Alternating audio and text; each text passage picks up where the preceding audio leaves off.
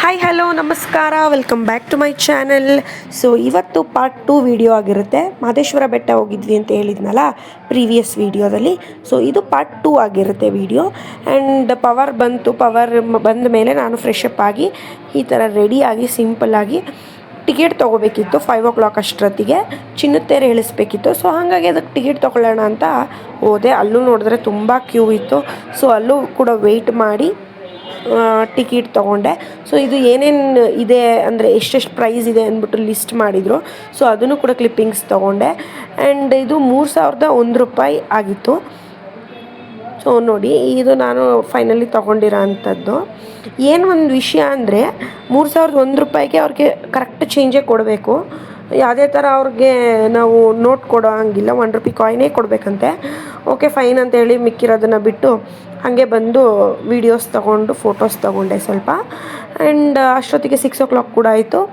ನಮಗೆ ಕಳಶ ಎಲ್ಲ ಕೊಡ್ತಾರೆ, ಅದನ್ನು 6 ಗಂಟೆಗೆ ಕೊಡ್ತೀನಿ ಅಂತ ಹೇಳಿದರು. ಸೊ ಹಂಗಾಗಿ ಮತ್ತೆ ಅದಕ್ಕೂ ಕೂಡ ಲೈನಲ್ಲಿ ನಿಂತು ಕಳಶ ಎಲ್ಲ ಈಸ್ಕೊಂಡ್ವಿ. ಆ್ಯಂಡ್ ಎಕ್ಸ್ಟ್ರೀಮ್ಲಿ ರಶ್ ಇತ್ತು, ತುಂಬ ರಶ್ ಇತ್ತು ಅಂತ ಹೇಳ್ಬೋದು. ಆಫ್ಟರ್ ಎ ಲಾಂಗ್ ಟೈಮ್ ಇಷ್ಟು ರಶ್ ನಾನು ನೋಡಿದ್ದು. ಯಾಕೆಂದರೆ ನಾವು ಯಾವಾಗ್ಲೂ ರಶ್ ಇಲ್ದಿರೋ ಅಂಥ ದಿನ ಫ್ರೀ ಡೇಸಲ್ಲೇ ಹೋಗೋಕ್ಕೆ ಟ್ರೈ ಮಾಡ್ತೀವಿ. ಕ್ರೌಡ್ ಇರೋ ಟೈಮಲ್ಲಿ ಹೋಗೋಕ್ಕೆ ಇಷ್ಟಪಡಲ್ಲ, ಯಾಕೆಂದರೆ ದೇವ್ರ ದರ್ಶನ ಕೂಡ ಕ್ಲೀನಾಗಿ ಮಾಡೋಕ್ಕಾಗಲ್ಲ ಅಂತ ಹೇಳಿ. ಆ್ಯಂಡ್ ಅಷ್ಟರಲ್ಲಿ ವೆಯ್ಟ್ ಮಾಡ್ತಾ 7:30 ಆಯಿತು. ನಮ್ಮ ಮಾದಪ್ಪ ಕೂಡ ಆಚೆ ಬಂದರು. ಇದು ಚಿನ್ನದ ತೇರು ಏನು ಎಳಿಸ್ತೀವಿ ಅದ್ರದ್ದು ತೇರಿದು. ಸೊ ಇಲ್ಲಿಗೆ ಕಾಯಿನ್ ಎಸಿಬೇಕು. ಕಾಯಿನ್ ಎಸ್ದು ಯಾರಿಗೆ ಕಾಯಿನ್ ಸಿಗುತ್ತೆ ಅದು ಒಂದೇನೋ ಲಕ್ಕಿ ಫೀಲ್ ಥರ ಈ ಥರದ್ದೊಂದಿದೆ. ಸೊ ಹಂಗಾಗಿ ನಾನು ಹುಡುಕಿ ಸಾಕಾಯಿತು. ಆ ಜನಗಳ ಮಧ್ಯೆ ನಂಗೆ ಎತ್ಕೊಳ್ಳೋಕ್ಕೆ ಯಾವುದೇ ಥರ ಕಾಯಿನ್ ಕೂಡ ಸಿಗಲಿಲ್ಲ. ಸೊ ಅದೆಲ್ಲ ಮುಗಿಸ್ಕೊಂಡು ಕಳಶ ಎಲ್ಲ ನಮಗೆ ಅದು. ಸೊ ಹಂಗಾಗಿ ಅದನ್ನೆಲ್ಲ ಇಟ್ಕೊಂಡು ನಾವು ದರ್ಶನದ ಕಡೆ ಹೊರಟ್ವಿ. ಅಲ್ಲೂ ಕೂಡ ಅಷ್ಟು ರಶ್ ಇರಲಿಲ್ಲ ಫೈನಲಿ. ಬಟ್ ಏನಂತ ಅಂದರೆ ಎಲ್ಲ ಕಡೆಯೂ ಎಲ್ಲ ದೇವಸ್ಥಾನದಲ್ಲೂ ನಮಗೆ ದರ್ಶನಕ್ಕೆ ಎಷ್ಟು ಫ್ರೀ ಇರುತ್ತೋ ಏನೋ ಗೊತ್ತಿಲ್ಲ. ಬಟ್ ನಮ್ಮ ಮಹದೇಶ್ವರ ಬೆಟ್ಟದಲ್ಲಂತೂ ಎನಿ ಟೈಮ್ ರಶ್ ಇದ್ದೇ ಇರುತ್ತೆ, ಯಾವಾಗಲೂ ಫ್ರೀ ಇರೋದೇ ಇಲ್ಲ. ಯಾವುದೇ ದಿನ ಹೋಗಲಿ ಸ್ವಲ್ಪ ಆದರೂ ರಶ್ ಇರುತ್ತೆ. ಬಟ್ ಈ ಸಲ ತುಂಬ ರಶ್ ಇತ್ತು. ಬಟ್ ದರ್ಶನಕ್ಕೆ ಅಷ್ಟೊಂದು ರಶ್ ಇರಲಿಲ್ಲ, ಸ್ವಲ್ಪ ರಶ್ ಇತ್ತು. It's okay. 1 hour 1.5 hour wait ಮಾಡಿದ್ದೀವಿ ಅಷ್ಟೇ, ತುಂಬ ಜಾಸ್ತಿ ಮಾಡಿಲ್ಲ. ಒಳಗಡೆ ಹೋದ್ಮೇಲೆ ಯಾವುದೇ ಥರ ಫೋಟೋಸ್ ಆಗಲಿ ವೀಡಿಯೋಸ್ ಆಗಲಿ ತೊಗೊಳಂಗಿರಲಿಲ್ಲ. ಸೊ ಒಳಗಡೆ ಹೋಗೋವರೆಗೂ ನಾನು ವೀಡಿಯೋ ಮಾಡಿಕೊಂಡೆ. ಅದಾದಮೇಲೆ ವೀಡಿಯೋ ಮಾಡಬಾರ್ದು ಅಂತ ಇತ್ತು. ಸೊ ಹಾಗಾಗಿ ಅವ್ರು ರೂಲ್ಸ್ ಬ್ರೇಕ್ ಮಾಡಬಾರ್ದು ಅಂತೇಳಿ ನಾನು ಕೂಡ ಮಾಡಲಿಲ್ಲ. ಒಳಗಡೆ ಎಲ್ಲ ತುಂಬ ಚೆನ್ನಾಗಿ ಡೆಕೋರೇಷನ್ ಮಾಡಿದರು. ನಿಜವಾಗ್ಲೂ ನಮ್ಮ ಮಹದೇಶ್ವರನ ನೋಡೋಕ್ಕೆ ಅದು ಒಂಥರ ನೆಮ್ಮದಿ ಫೀಲು, ಅದು ಹೇಳ್ಕೊಳಕ್ಕಾಗಲ್ಲ. ಆ್ಯಂಡ್ ಫೈನಲಿ ದರ್ಶನ ಎಲ್ಲ ಮುಗಿಸ್ಕೊಂಡು ನಾವು ಕೂಡ ಹೊರಟ್ವಿ ಊಟದ ಕಡೆಗೆ. ಸೊ ಪ್ರಸಾದ ತಿಂದೆ ಬರೋಕ್ಕೆ ಸಾಧ್ಯನೇ ಇಲ್ಲ. ಅದರಲ್ಲೂ ನಮ್ಮ ಮಹದೇಶ್ವರ ಬೆಟ್ಟದಲ್ಲಂತೂ ಸಾಧ್ಯನೇ ಇಲ್ಲ. ಬೇಕಾದ್ರೆ ಒಂದು ಇನ್ಸಿಡೆಂಟ್ ಆಯಿತು. ಏನಂದರೆ ಇವರು ಆ ಕಡೆ ಲೈನಿಂದ ಈ ಕಡೆಗೆ ಎಗ್ರಿ ಬರೋ ಥರ ಮಾಡ್ತಾಯಿದ್ರು. ಏನು ಜಗಳ ಅಂದರೆ ಜಗಳ, ಬರಬೇಡಿ ಯಾಕೆ ಬರ್ತಿದ್ದೀರಾ ಅಂತ ಕೇಳಿದ್ದಕ್ಕೆ ಅಷ್ಟು ಜಗಳ. ನಾನು ವೀಡಿಯೋ ಆನ್ ಮಾಡಿದೆ ಇರಲಿ ಅಂತ ಹೇಳಿ. ಏನು ವೀಡಿಯೋ ಆನ್ ಮಾಡ್ತಿದ್ಯಾ ನೀನು, ಆಚೆಗೆ ಬಾ, ಹಂಗೆ ಹಿಂಗೆ ಅಂದರು. ಆಮೇಲೆ ಅಲ್ಲಿರೋರೇ ಎಲ್ಲ ಬೈದರು. ಸೊ ಫೈನಲಿ ಅವರೇ ಹಿಂದಕ್ಕೆ ಹೋದರು ವಾಪಸ್ಸು, ಯಾಕೆಂದರೆ ಅವ್ರಿಗೂ ಗೊತ್ತಿತ್ತು ಅವ್ರು ಬಂದಿರೋದು ತಪ್ಪು ಅಂತ ಹೇಳಿ. ಆ್ಯಂಡ್ ಅಷ್ಟರಲ್ಲಿ ನಮಗೂ ಕೂಡ ಕ್ಯೂ ಮೂವ್ ಆಯಿತು. ಊಟಕ್ಕೆ ಕೂತ್ಕೊಂಡ್ವಿ. ಇಲ್ಲಿ ಈ ಥರ ಪ್ಲೇಟ್ಸ್ ಕೊಡ್ತಾರೆ, ನಾವೇ ಎತ್ಕೋಬೇಕು ಪ್ಲೇಟ್ನ. ಆಲ್ಮೋಸ್ಟ್ ಆವಾಗ ಟೈಮ್ ಬಂದು ಒಂದು 10 o'clock ಮೇಲೇ ಆಗಿತ್ತು.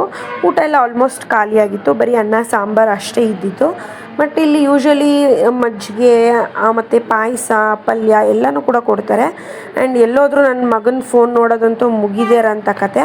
ಅಪ್ಪ ಮಗನಿಗೆ ಫೋನ್ ಬಿಟ್ಟರೆ ಬೇರೆ ಏನೂ ಗೊತ್ತೇ ಇಲ್ಲ ಅಂತ ಹೇಳ್ಬೋದು. ಅಷ್ಟರಲ್ಲಿ ಪ್ರಸಾದ ಕೂಡ ಬಂತು. ತುಂಬ ಯಮ್ಮಿ ಆಗಿತ್ತು. ನನಗೆ ಎಲ್ಲೇ ಆದರೂ ಅಷ್ಟೇ ಪ್ರಸಾದ ಅಂದರೆ ನಂಗೆ ತುಂಬ ಇಷ್ಟ. ನಾನು ಯಾವುದೇ ಥರ ಶೈ ಫೀಲ್ ಇಲ್ಲದೆ ನಾನು ಪ್ರಸಾದ ಊಟ ಮಾಡ್ತೀನಿ. ಎಲ್ಲೇ ಆದರೂ ಸರಿ, ಅದು ಯಾವುದೇ ದೇವಸ್ಥಾನದಲ್ಲಾದರೂ ಸರಿ, ತುಂಬ ಖುಷಿ ನನಗೆ. ಅದು ಸಿಗಬೇಕಂತಂದ್ರೇ ನಾವು ಪುಣ್ಯ ಮಾಡಿರಬೇಕು ನನ್ನ ಪ್ರಕಾರ. ಸೊ ಹಾಗಾಗಿ ತುಂಬ ಖುಷಿಯಾಗಿ ಊಟನ ಮುಗಿಸ್ಕೊಂಡೆ. ಆ್ಯಂಡ್ ಫೈನಲಿ ರೂಮಿಗೆ ಬಂದು ಎಲ್ಲ ರಿಮೂವ್ ಮಾಡಿ ಮೇಕಪ್ ಎಲ್ಲನೂ ಮಲ್ಕೊಳ್ಳೋಣ ಅಂತ ಹೇಳಿ ಮಲ್ಕೊಂಡೆ. ಹೆಂಗಪ್ಪ ನಿದ್ದೆ ಬರುತ್ತೆ ಇಲ್ಲಿ ಅಂದ್ಕೊಂಡು ಬೇಜಾರಲ್ಲಿ ಮಲಗಿದ್ವಿ. ಯಾಕೆಂದರೆ ತುಂಬ ಮೆಸ್ಸಿ ಆಗಿತ್ತು. ಹಾಗಾಗಿ ಇವ್ರ ಅಪ್ಪ ಮಗನ ಮಾತ್ರ ಮುಗೀತಿರ್ಲಿಲ್ಲ ಜಗಳ. ನೆಕ್ಸ್ಟ್ ಡೇ ಮಾರ್ನಿಂಗು ಬೆಳಗ್ಗೆನೇ ಬೇಗ ಎದ್ದು ಫ್ರೆಶ್ ಅಪ್ ಆದೆ. ಅಷ್ಟು ಸರಿಯಾಗಿ ನಿದ್ದೆ ಕೂಡ ಬಂದಿರಲಿಲ್ಲ, ಯಾಕೆಂದರೆ ಅಷ್ಟು ಕಂಫರ್ಟಬಲ್ ಫೀಲ್ ಕೂಡ ಇರಲಿಲ್ಲ ಅಲ್ಲಿ. ಹಾಗಾಗಿ ಓಕೆ ಅಂತ ಹೇಳಿ ಎದ್ದು ಬೇಗನೆ ಎಚ್ಚರ ಆಯಿತು. ರೆಡಿಯಾಗಿ ದರ್ಶನಕ್ಕೆ ಹೋಗೋಣ ಅಂತ ಹೇಳಿ ದರ್ಶನದ ಕಡೆ ಹೊರಟ್ವಿ. ಆಲ್ಮೋಸ್ಟ್ ಒಂದು 7-7:30 ಆಗಿತ್ತು. ನನ್ನಿಂದ ನಿಮಗೆ ಮಹದೇಶ್ವರ ಕಾಣಿಸ್ತಾ ಇರ್ಬೋದು. ಇದ್ರದ್ದು ಕ್ಲಿಪ್ಪಿಂಗ್ಸು ಕೂಡ ಹಾಕಿರ್ತೀನಿ ನೋಡಿ. ತುಂಬ ಚೆನ್ನಾಗಿತ್ತು. ಆ ಫಾಗಿಗೂ ಆ ಲುಕ್ಕಿಗೂ ದೇವ್ರದ್ದು ತುಂಬ ಎಕ್ಸಲೆಂಟ್ ಆಗಿತ್ತು. ಆ್ಯಂಡ್ ನಮ್ಮ ಮನೆಯವ್ರಿಗೆ ಅದನ್ನೇ ರೇಗಿಸ್ತಾ ಇದೆ, ಇಲ್ಲೇ ಇದ್ಬಿಡೋಣ ಮನೆ ಮಾಡಿಕೊಂಡು ಅಂತ. ಅವರು ಇದಕ್ಕೆ ಸರಿಯಾಗಿದೆಯಾ ನೀನು ಅಂತ ಹೇಳ್ತಿದ್ರು. ಆಮೇಲೆ ನಾವು ಹಂಗೆ ಮಾತಾಡ್ಕೊತಾ ಹೋಗ್ತಾ ಹಂಗೆ ಸ್ವಲ್ಪ ತೊಗೊಳ್ಳೋ ಅಂಥದ್ದಿತ್ತು, ಅದನ್ನೆಲ್ಲ ತೊಗೊಂಡೆ. ಕಡಲೆಪೂರಿ, ಇದನ್ನೆಲ್ಲ ವೀಡಿಯೋಸ್ ಮಾಡ್ಕೊತಿದ್ರೆ ಅದಕ್ಕೂ ಕೂಡ ಬಿಡ್ತಿರ್ಲಿಲ್ಲ ವಿಶ್ವ ಅವರು.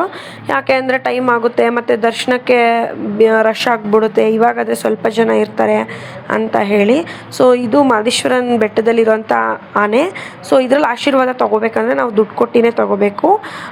ಆನೆಗಲ್ಲ, ಆ ಮಾವುತ ಅವ್ರಿಗೆ ದುಡ್ಡು ಕೊಡಬೇಕು. ನಾವು ಅದನ್ನು ನೋಡ್ಕೊಂಡು ಹಂಗೆ ವೀಡಿಯೋ ತೊಗೊಂಡು ದರ್ಶನಕ್ಕೆ ಒಳಗಡೆ ಹೊರಟ್ವಿ.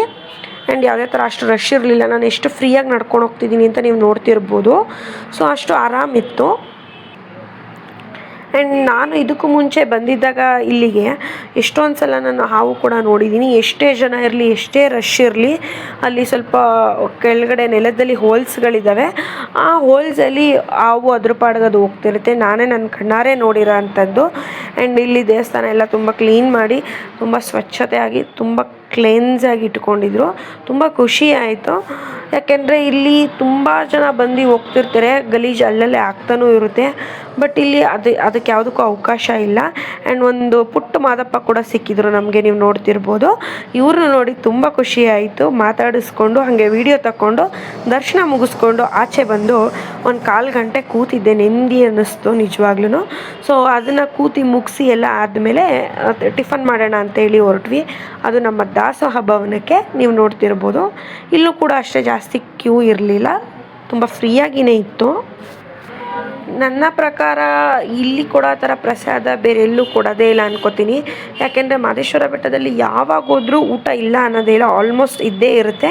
ಎಲ್ಲೋ ವೆರಿ ರೇರ್ಲಿ ನಮಗೆ ಪ್ರಸಾದ ಸಿಕ್ಕಿಲ್ಲ ಅನ್ನೋಂಥದ್ದು, ಯಾವಾಗಲೂ ಸಿಕ್ಕಿರುತ್ತೆ ಆಲ್ಮೋಸ್ಟು. ನನ್ನ ಮಗನಿಗೆ ಕಾಲು ನೋವು ಅಂತಿದ್ದೆ, ಸೊ ಹಂಗಾಗಿ ಸ್ವಲ್ಪ ದೂರ ಎತ್ಕೊಂಡು ಹೋಗೋಣ ಅಂತ ಎತ್ಕೊಂಡು ಹೋಗ್ತಿದ್ದೆ.